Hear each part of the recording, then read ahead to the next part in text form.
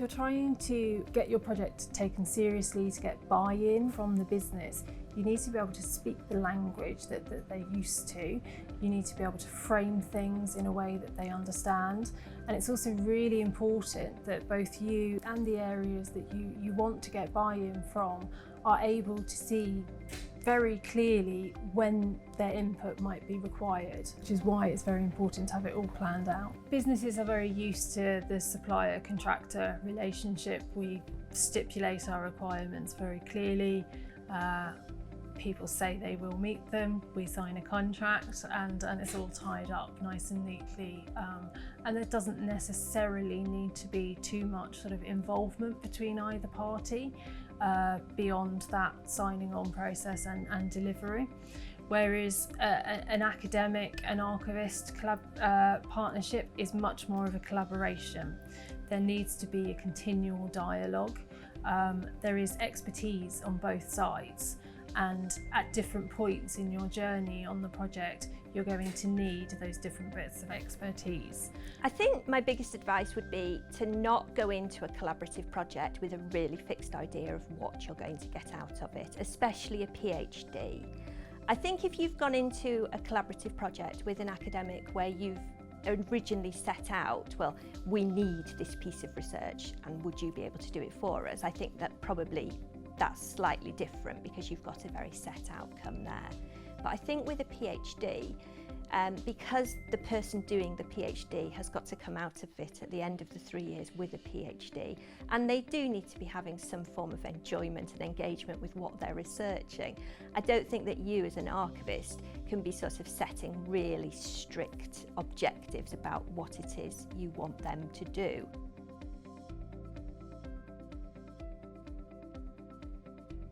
Issues arising throughout the project can crop up anywhere, and that's why it's really important, firstly, to make sure that your initial scoping meeting isn't just a nice friendly get together, oh look at this wonderful collection, we'd love for you to come and do some work on it, that type of thing.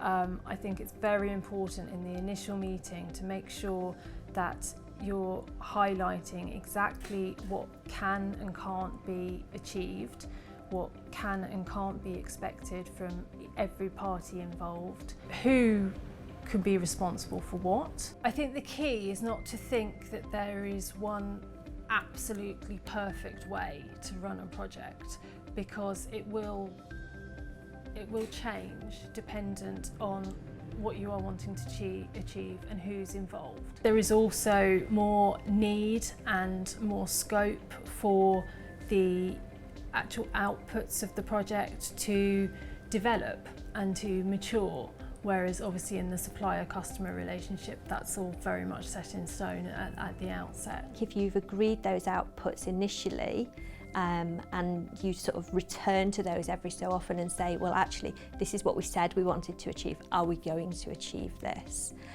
So I think it is quite important to have those written down at the start and to return to them every so often just to see if we are still heading that way.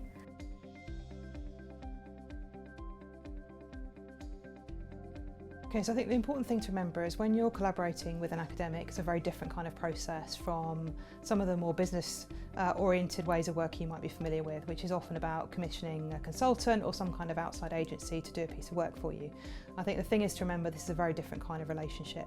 So don't expect to be able to run to a very particular kind of timescale or to have very fixed expectations. All those things should be discussed and negotiated and agreed as part of an open process, an open conversation with the academic. You'll get so much more out of it if you allow the academic to be part of that conversation and to be part of that conversation throughout. So not only at the design stage, but also in terms of feeding interim findings back into the business and delivering those final outputs, because having both of you involved in those communications will just give it much more credibility, both academic credibility but also credibility within the business. So really embrace that co-design process. I mean, they're a great opportunity.